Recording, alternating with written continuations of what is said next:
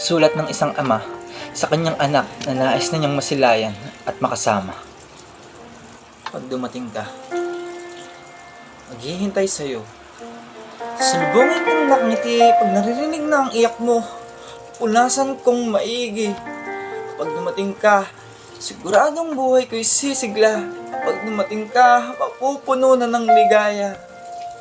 Minsan nang nakakaramdam ng kaba dahil sa sasabihin ng iba, pero lamang pa rin ang tuwa. Pag iniisip kong parating ka na, ito lang masasabi ko. Pag dumating ka, magiging mabuting ama ako. Mamahalin kita gaya ng pagmamahal ko sa iyong ina.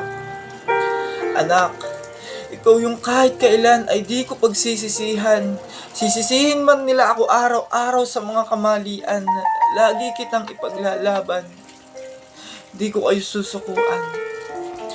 Ano mang marinig na masakit na salita, ako'y magbibingi-bingihan. Wala na akong paki sa kanila. Responsibilidad ko ay di tatakasan. Anak, nagmadali man si Papa. Alam kong kakayanin nating mabuo ang pamilya. Ayokong magiging ligaya ko. Magiging lakas ko kapag nanghihina na ako.